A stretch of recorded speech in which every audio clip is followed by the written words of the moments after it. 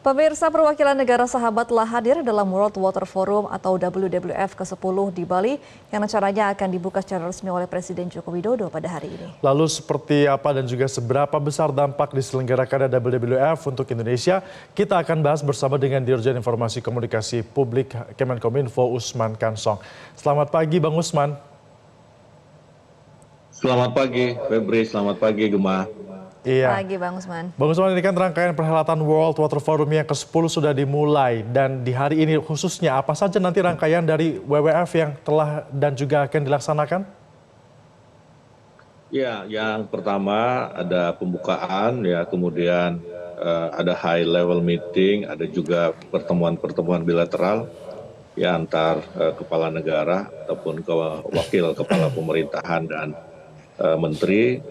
Ya kemudian ada kunjungan ke Tahura, Taman Hutan Raya, Mangrove ataupun Bakau.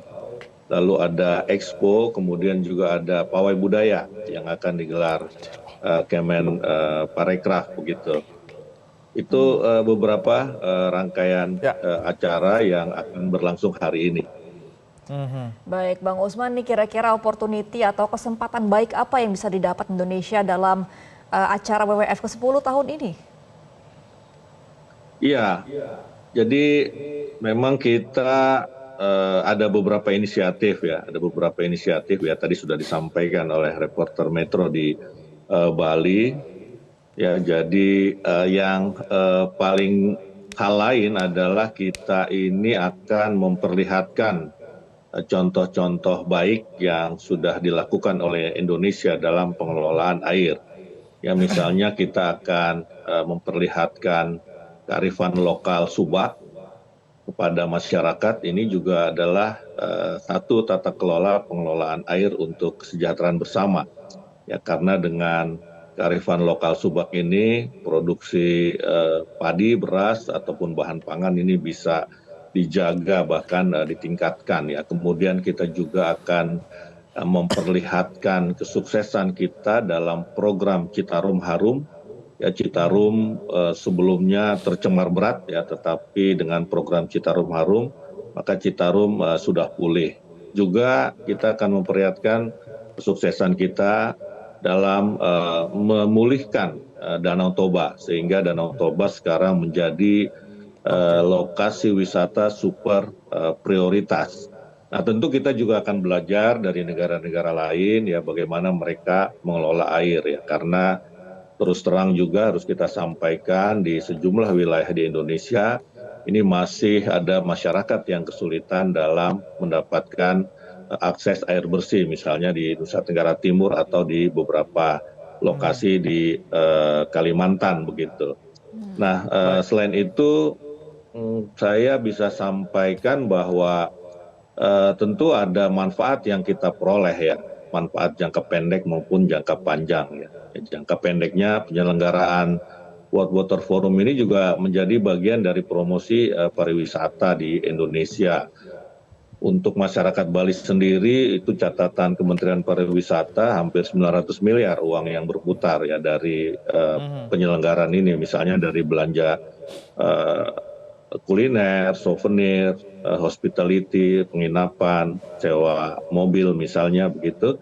Dan ada juga peserta yang sudah hadir seminggu sebelum penyelenggaraan ya, karena dia ingin menikmati pariwisata di Bali, atau ada yang extend atau memperpanjang kunjungan ke Balinya setelah World Water Forum, mereka akan berlibur begitu.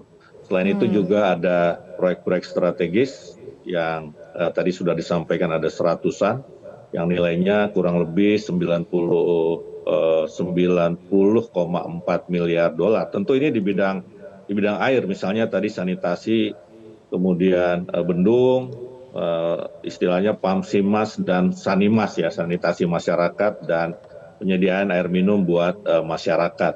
Nah, itu concrete deliverables yang kita harapkan. Dan di Indonesia ini penyelenggaraan World Water Forum ada 3 kelebihan. Selain adanya concrete deliverables, itu di World Water Forum Indonesia ini pertama kali ada tadi istilah teman reporter di lapangan, ada kesepakatan. Ini yang kita sebut ministerial declaration. Jadi ada deklarasi di tingkat menteri yang akan disampaikan hari ini atau besok. Nah, kemudian yang penting lagi di Indonesia ini baru pertama kali juga World Water Forum ada konferensi tingkat tinggi, ada high level meeting, ada KTT begitu. Nah, ini saya kira harapan-harapan dan capaian-capaian yang didapat oleh Indonesia sebagai host atau penyelenggara World Water Forum ke-10. Ya, Bang Usman, kalau deklarasi tingkat menteri tadi yang Anda katakan kira-kira itu nanti akan mencakup soal apa ya? Ya, tentu saja menyangkut soal air ya, misalnya ya Indonesia ini kan menginginkan ya salah satu tema yang akan dibahas di dalam World Water Forum adalah keuangan air berkelanjutan misalnya. Ya, keuangan air berkelanjutan, kemudian keamanan dan kemakmuran masyarakat ya dalam hal akses ke air bersih, kemudian air untuk manusia dan alam, pengurangan risiko bencana dan manajemen, kemudian tata kelola kerjasama dan hidrodiplomasi atau diplomasi hidro, kemudian tadi keuangan air berkelanjutan dan ada pengetahuan dan inovasi. Karena itu tadi disebutkan bahwa inisiatif kita adalah pembangunan Center of Excellence. Nah, jadi kesepakatan menteri atau ministerial declaration nanti dari 6 tema itu, ya 6 tema itu yang akan dicapai. Oke, baik Bang Usman, selain membahas mengenai tadi ya sanitasi dan juga pertemuan untuk soal air, ini kan juga ada kedatangan dari Elon Musk ya, CEO dari SpaceX dan juga akan meluncurkan Starlink di Bali bersama Presiden. Nah, kira-kira Kominfo akan memanfaatkan nggak momen ini untuk kerjasama meluas mungkin untuk launching Starlink di Indonesia lainnya? Ya, jadi kemarin sudah dilakukan ya semacam uji coba penggunaan Starlink untuk puskesmas ya, dan memang Kominfo sudah memberikan izin untuk Starlink beroperasi di Indonesia. Ya, tentu kita berharap semangat mendatangkan Starlink ke Indonesia adalah karena kalau berdasarkan data itu baru 78,19% masyarakat Indonesia yang tercover atau punya akses ke internet. Nah, kita berharap dengan adanya Starlink maka dia bisa menutupi kekurangan 20-an% ya. Mungkin separuhnya saja ini sudah bagus, berarti nanti penetrasi internet di Indonesia itu akan meningkat menjadi 90-an% begitu. Nah, kecepatannya juga kita harapkan akan bertambah. Nah, di Bali sendiri itu memang ada rencana akan ada pertemuan dengan Elon Musk, tapi bukan oleh Kominfo, tapi oleh Kemenko Marves, Pak Luhut, ya, kemudian juga dengan Presiden, ya dijadwalkan seperti itu. Mudah-mudahan bisa terlaksana setelah pembukaan KTT World Water Forum. Ya, kemudian ya Kemenkominfo tetap mendorong 3 hal kepada Starlink. Yang pertama ya dia harus memiliki NOC di Indonesia ya, Operation Center.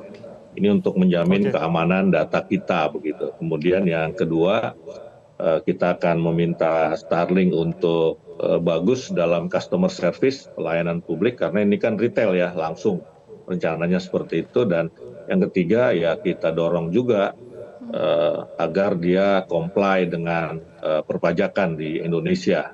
Ketiga hal itu untuk membentuk semacam fair playing field antara Starlink Indonesia dengan operator-operator yang ya sudah beroperasi sebelumnya, terutama operator dalam negeri.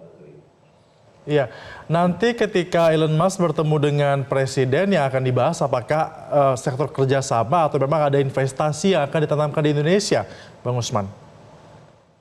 Ya tentu kalau bicara dengan CEO dari satu perusahaan global begitu ya pembicaraannya biasanya itu tidak jauh-jauh dari investasi begitu kan, sesuai dengan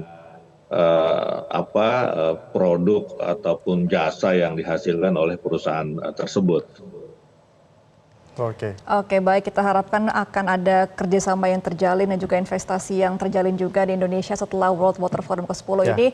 Terima kasih Bang Usman Kansong sudah bergabung bersama kami di Metro Pagi Prime Time. Selamat kembali beraktivitas Bang Usman. Jelajahi cara baru mendapatkan informasi. Download Metro TV Extend sekarang.